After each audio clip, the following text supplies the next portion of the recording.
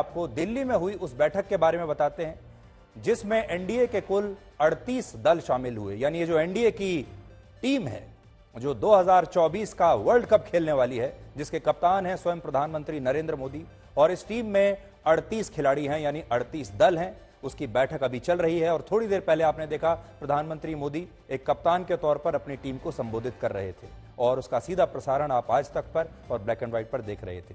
और इस दौरान दिल्ली में एक नई तस्वीर भी देखने को मिली।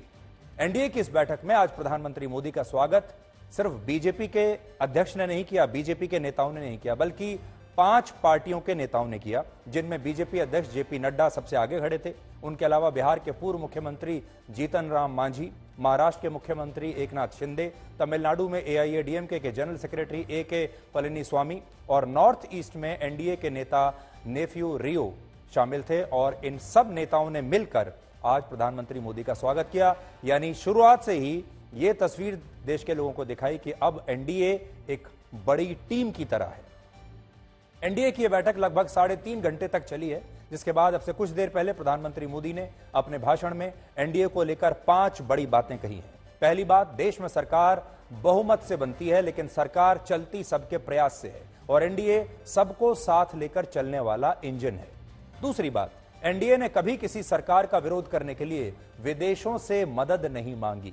ये उनका विपक्ष पर कटाक्ष था, क्योंकि विपक्ष बार बार जब विपक्ष के नेता बाहर जाते हैं, विदेश जाते हैं, तो वहां वो मदद मांगते हैं, विदेशी उद्योगपतियों से मदद मांगते हैं, विदेश की मीडिया से मदद मांगते हैं और दुष्प्रचार करते हैं भारत के लिए। तीसरी बात उन्होंने कही कि एनडीए ने कभी जनादेश का अपमान नहीं किया है, जनादेश जो भी आया है उसका हमेशा सम्मान किया है।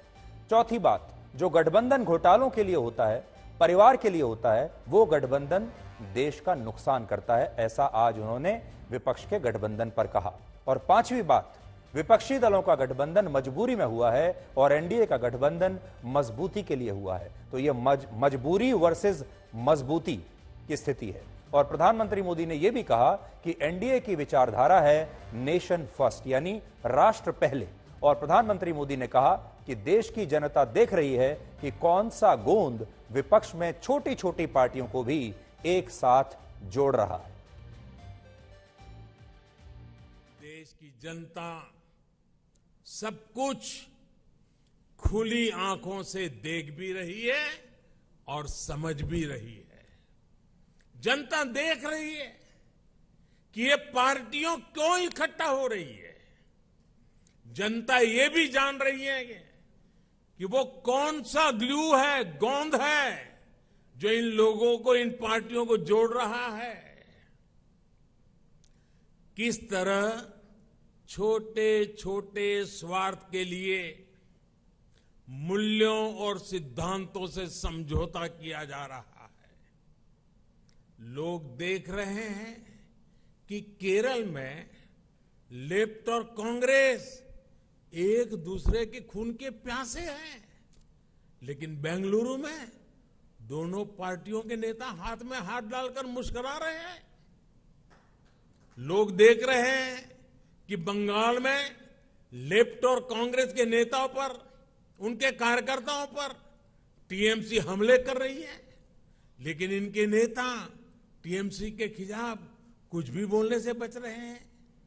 इसलिए देश के लोग कह रहे हैं कि गलबहियां मिशन नहीं है, मजबूरियां है। इनकी सच्चाई आपको दूसरे राज्यों में भी दिखाई देगी।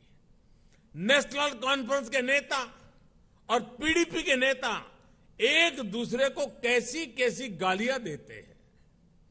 आरजेडी और जेडीयू के लोग कैसे कैसे शब्दों से एक दूसरे को नवाजते थे। देश की जनता ने यह सब करीब से देखा है और देख रही है।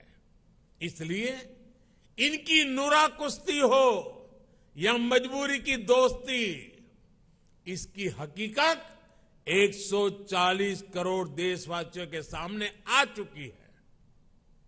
साथियों, अपने राजनीतिक स्वार्थ के लिए ये लोग पास पास तो आ सकते हैं, लेकिन साथ नहीं आ सकते। इन्हें अपने कार्यकर्ताओं की भी परवाह नहीं है। ये अपने कार्यकर्ताओं से उम्मीद करते हैं कि जीवन भर जिसका विरोध किया उसका अचानक सत्कार करने लगे। अब ऐसे में इन दलों का कार्यकर्ता खुद भ्रमित है कि करे तो क्या करे। मैं तो आज ये भी कहूंगा कि जो लोग आज मोदी को कोसने के लिए इतना समय लगा रहे हैं, अच्छा होता वो देश के लिए सोचने में, गरीब के लिए सोचने में अपना समय लगाते। देश का मन आप जानते हैं, लेकिन विदेश का मन भी बहुत कुछ संकेत दे रहा है। आमतौर पर जब भी किसी देश में चुनाव का समय निकट आता है तो उसका बहुत बड़ा असर उसके वैश्विक संबंधों पर भी होता है।